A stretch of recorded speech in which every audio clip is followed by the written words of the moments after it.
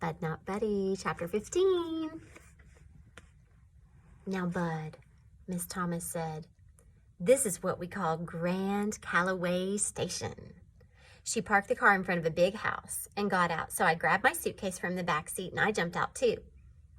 Even though I was still real embarrassed and quiet about all the crying I'd just been doing at the Sweet Pea, I knew I was going to have to start talking sooner or later.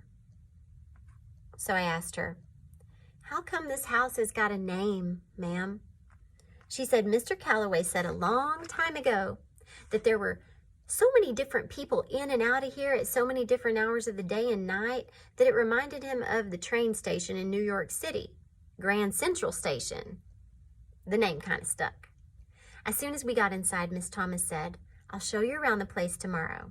Tonight it's late, and we're all pretty tired, so I'll take you up to where you're going to be sleeping. I followed her up a staircase, and we walked down a hall. Miss Thomas opened a door, and we went in. On one side, there was a bed and a window with some curtains, and on the other side were two little doors. Sitting in the space between the two doors was a chair and a little table, like the kind you see in the moving pictures that a woman used to sit down and put lipstick on. And it had a long skinny drawer that went across the bottom, and a big round mirror stuck right on top. Next to the bed, there was a little table with a lamp that had a picture of a skinny little black horse right on the lampshade. Miss Thomas turned on the lamp, and the horse got all bright. Now I could see that it was brown. Miss Thomas said, we're going to have to talk to Mr. Calloway tomorrow about where you can put your things, Bud. I don't think you're going to be able to fit anything into these closets. She pointed at the little doors. There's a lot of old things in there that needs to clear out. For now, just put your suitcase there. She pointed at the table with the mirror, and I said, yes, ma'am. Thank you, ma'am. She smiled and said, okay, I guess that's it. First door in the hall on the left is my room, and the second door is Mr. Calloway's room, and on the right is the bathroom. You think you're going to be all right? I would, except those two little doors were starting to make me nervous. They looked like they were just the right size for a young Frankenstein or a wolf man to come busting out all at once as soon as the grown folks left the room. And since there was only one chair in the room, I wouldn't be able to block both of those doors off. I said, I'll probably be okay, ma'am, but there's one thing I'm wondering about. What's that, sweetheart? I pointed at the doors and said, are those doors locked? I was going to have to try to make a better first impression on Miss Thomas. She probably had to think I was pretty babyish, what with me crying my eyes out before and now being scared of some little monster-sized doors. She laughed and said, I don't think they're locked, Bud, but nothing's in there but girls' clothes and toys. I said, won't the girl get mad if she comes back in here and I'm sleeping in her bed? Miss Thomas waited a second like she had to think, and she finally said, no, Bud, I don't think you have to worry about that. She's gone. Uh-oh. Well, that was two things to get nervous about in one. The first thing to worry about was Rules and Things number 547 or something, and that's the one when an adult tells you don't worry. But the second one was the thing Bud Caldwell's Rules and Things to Have a Funner Life and Make a Better Liar Out of Yourself, number 28, and that was a real short one. Rules and Things number 28. Gone equals dead. I don't know why grown folks can't just say someone is dead. They think it's a lot easier to say gone. That meant I was going to have to spend the night in the room of a dead little girl. That meant I was going to be not getting much sleep at all. I could jam the chair up against the door's knob, and I'd have to scooch the table with the mirror up over against the other one. I don't buy it when people tell you that closets are the only way a ghost or monster can get into your room. Shucks. I bet you they got ways to come up from under your bed if they want to get at you real bad. I bet they can even slide out of a drawer that you think is shut good and tight. Miss Thomas said, I'll see you in the morning. I hope you have a good night's sleep. And she closed the door, and she was gone just like that. Before you could say Jack Robinson, I had the chair jammed underneath one of the doorknobs, and I was trying to figure out the best way to push the dresser thing when I heard some loud voices coming from out of the hall. It was Hermione Calloway and Miss Thomas going at each other pretty good, arguing. They argued back and forth, so I sat on the bed and I put my suitcase on my lap, hoping that Mr. Calloway would win the argument and that they'd give me some other place to sleep. I can never get why grown folks will put a kid alone in a bedroom all night. It's just like they give the ghost a treasure map, and instead of there being a big pot of gold where X marks the spot, there's some poor kid that's sound asleep. The door banged open, and Herman E. Calloway stood there huffing and puffing like the big bad wolf, only with his belly, it looked like he'd already eaten the 3 little pigs.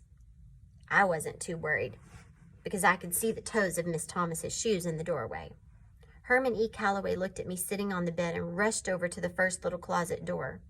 With one mighty huff, he swiped the ghost-blocking chair away and stuck a key in the lock. Then he stomped over to the other closet door and he locked it too. He kind of whispered to Miss Thomas. He kind of whispered so Miss Thomas wouldn't hear what he was saying to me. You've got the rest of them fooled, but not me. There's something about you that I don't like, and I'm going to find out what your game is, and believe me, scamp, you're going to go back to where you belong. He stuck the key back in his pants pocket and walked out of the room and slammed the door. The door wasn't even done shaking from being slammed so hard when he jumped back in again. Herman E. Calloway pointed a finger at me and said, "And you better not do any snooping around this room or anywhere else in the house. I know where every single thing is. And I can tell right away when something's missing. I've got little secret bells all over everything. And when something is stolen, the bell goes off and only I can hear it. So you watch your step." The poor door got slammed again. Miss Thomas said, "You know, Herman, half the time I don't know if I should laugh at you or feel sorry for you." What Herman E. Calloway said reminded me of what they used to tell us when they'd take us kids from the home to the YMCA to go swimming. Before we'd start swimming, the white lifeguard made us sit on the edge of the pool with just our feet in the water, and he'd say, "We've had problems with you children urinating in the pool in the past, and we've begged and pleaded to you to stop, but you don't seem to get the message. So, this has forced the Y to spend a great deal of money to put a special new kind of magic chemical in the water. The chemical reacts to turn water contaminated with urine with a bright red. Therefore, if you urinate in the pool, a bright red cloud will surround you, and we will all be able to tell who has relieved themselves in the pool. This chemical also causes severe burns to the skin. So if a red cloud appears around any of you people, you will be arrested by the Flint police, and you will go to the hospital to fix your burns, and then you will go to jail, and then your name will go on a list that says you can't swim in any pool in any building anywhere in the world. If a red cloud appears around any of you, you will from that moment on be swimming nowhere but in the Flint River." Shucks. Nothing makes you want to pee in a pool more than someone who thinks you're stupid telling you not to do it. And nothing makes you want to steal something more than having somebody who doesn't even know that you're honest and you would never steal telling you not to steal. Herman E. Calloway didn't have to worry. I was a liar, not a thief. The only thing I'd ever stolen was food out of someone's garbage can. He was so doggone mean and hard to get along with that it just didn't seem true that he could be anyone's daddy. The way he was so worried about me stealing stuff from him before he even knew if I was honest or not made me wonder if someone who was so suspicious could ever be kin to me. I looked around the little dead girl's room, and I could see that even a hard-up thief wouldn't find nothing much worth stealing in here. The best thing in the whole room was one wall that was covered with pictures of some horses, cut out of a bunch of magazines and stuck on a wall with thumbtacks. It looked like someone went through a lot of trouble to do it. Each picture was held up with 4 thumbtacks, and there were so many of them that they were like wallpaper from floor to ceiling. There might have been something good in those closets, but even before Herman E. Calloway locked them, I wasn't about to peek in those closets. I set my suitcase on the dressing table, and I looked in the first drawer. Like I said, someone telling you not to do something makes you want to do it. I listened real careful to make sure Herman E. Calloway wasn't sneaking up on me, and then I slid the drawer open to see what was inside. There were 3 boxes of thumbtacks and one of those doggone Ticonderoga pencils. Looking at it made me smell rubber all over again. I walked over to the bed and sat on the edge and flopped onto the mattress. Man, it was the softest thing I'd ever felt in my life.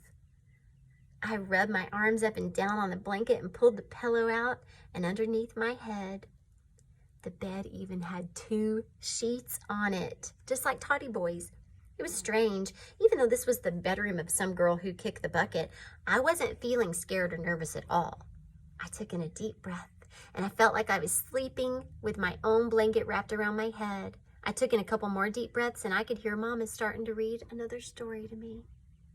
I wanted to climb under the covers to see what it felt like to sleep with 2 sheets, but before I could even move, whoop, zoop, sloop, I was sleeping like a dead man. The last thing I remember hearing was, "Not me," said the horse. "Not me," said the sheep. "Not me," said the werewolf. I knew I was going to have a great sleep, because even though a monster had gone and snuck himself into the story, I don't care. Nothing could hurt me now.